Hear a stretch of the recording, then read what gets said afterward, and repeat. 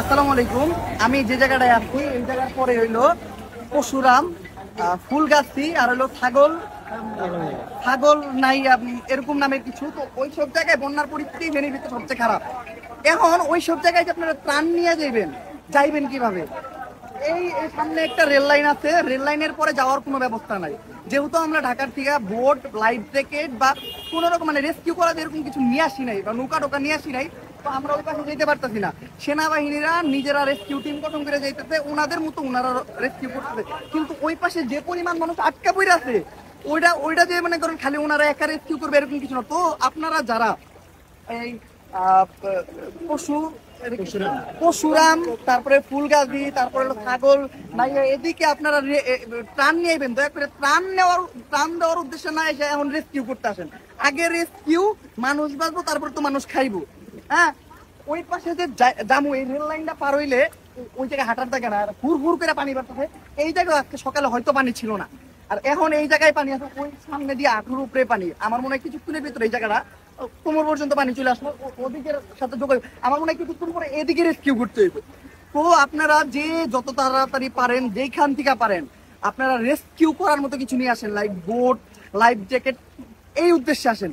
আমরা সবচেয়ে বড় ভুল করছি, আমরা যারা যারাই আসতেছি ঢাকা থেকে, এখন পর্যন্ত আমরা এই ইনফরমেশনটা জানি যে আমাদের মনে হয় ত্রাণ দরকার। বিষয়টা এমন না, ত্রাণ এই জায়গায় অহরহ রাস্তায় ট্রাকের পর ট্রাক দাঁড়ায় আছে ত্রাণ নিয়ে, কিন্তু ওই ত্রাণগুলা যে পাইবো ওই মানুষগুলা নাই।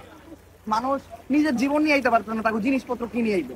তো আগে রেস্কিউ করতে হবে আমাদের, তারপরে আমরা যে এই জায়গায় অনেক মানুষ, হ্যাঁ অনেক মানুষ শুধুমাত্র ওই জায়গায় যে দাঁড়ায় রয়েছে, দাঁড়ায় দেখা তার আর কিছু করতে পারতো না। একটার পর দুইটার পর গাড়ি আসতেছে, রেস্কিউ করে ওগুলা জাস্ট অপেক্ষা করে আছে। কিন্তু ওই জায়গায় যেসব মানুষ বাসা বাড়িতে আছে, মানে তাদের কি অবস্থা আছে এটা একদম অজানা। কালকে রাতে যারা পারছে রেস্কিউ করে নিয়ে আসছে, রাতের পরে অনেক জায়গার সাথে মানে একদম সংযোগ বিচ্ছিন্ন। আমার কাছে একজন লোক এসে একটু আগে কান্নাকাটি করছে যে ওনার বাবা, ওনার মা ওই জায়গায় আটকাতে, কোনো যোগাযোগ করতে পারতেছে না। আমার বলতে কিছু একটা করতে যে ভাই, উনি বলতেছে যে ভাই হেলিকপ্টার ভাড়া করবো, দরকার হলে আমি টাকা দিব, আপনি কোনো একটা ব্যবস্থা করে দেন। কিন্তু এই ধরনের ব্যবস্থা নাই, এই জায়গার আশেপাশে কোনো বোটের ব্যবস্থা নাই। আমি যতটুকু শুনছি যে যারা বোট ম্যানেজ করছে তারাও একটা হেভি অ্যামাউন্ট দিয়ে বোট ম্যানেজ করছে, আর এখন তো বোটের কোনো ব্যবস্থা নাই।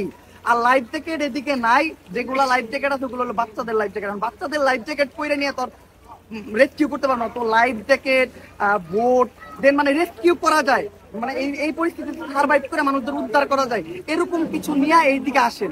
শুধুমাত্র এই জায়গায় না, নোয়াখালীর অনেক জায়গার থেকেও ইনফরমেশন আছে, ওই জায়গায় পুরোপুরি তলায় আছে মানুষ, মানে কোনো রকম ছাদে দিয়ে কোনো রকম পয়সা আছে। তারা বলতেছে যে কিছুক্ষণের ভিতরে হয়তো ছাদটাও ডুবে যাবো। পানি এখন পর্যন্ত বাড়তেই আছে, পানি কমার কোনো নামই নেই। আর আমি এটা অনুরোধ করবো যে দয়া করে মনে করেন যেসব কন্টেন্ট ক্রিয়েটররা যাইতেছে, দয়া করে তাদেরকে হেল্প করেন। তাদেরকে ওই যে অতীতের কোনো কিছু নিয়ে চেতায়েন না, গেজায়েন না।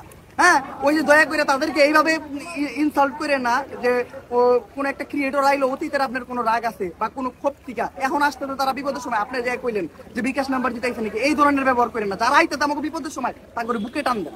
হ্যাঁ, আমরা যদি বিপদের সময় মানে নিজের বিপদের সময় মানুষের সাথে খারাপ ব্যবহার করি তাহলে তো হইলো না।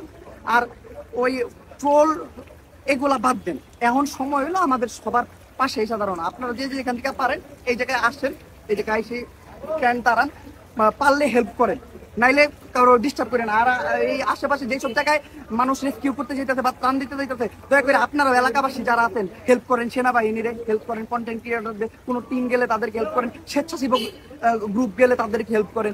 ওই আশেপাশে দাঁড়াইয়া তাদের কোনো ঝামেলা করেন, দয়া করে কোনো জিনিস যদি টানা লাগে তাই না হেল্প করেন, এই ধরনের হেল্প করেন। আমার কাছে, আমার আপনাদের কাছে বিনীত রিকোয়েস্ট, আমি একটা হাত করে রিকোয়েস্ট করতেছি। আর দয়া করে কেউ বোটের দাম বেশি রাখবেন না, কেউ লাইফ জ্যাকেটের দাম বেশি রাখবেন না, কেউ রিক্সা ভাড়া, গাড়ি ভাড়া এই সিচুয়েশনে বেশি রাখবেন না। কারণ মানুষের কাছে নাই, মানুষ আপনাকে করে কি দিব? ঢাকার থেকে মানুষ আসছে 2 টাকা নিজের পকেটের টাকা দিয়ে হেল্প করতে, তো ওই টাকা যদি আপনি গাড়ি ভাড়া, বোট ভাড়া, ওই লাইফ জ্যাকেটই রেখে দেন, তাহলে মানুষ হেল্প করবো কেমনে? দয়া এটা আমার রিকোয়েস্ট অন্তত রাখেন। দয়া করে কারোর কাছে এক্সট্রা কোনো চার্জ করেন না, এটা আমার রিকোয়েস্ট।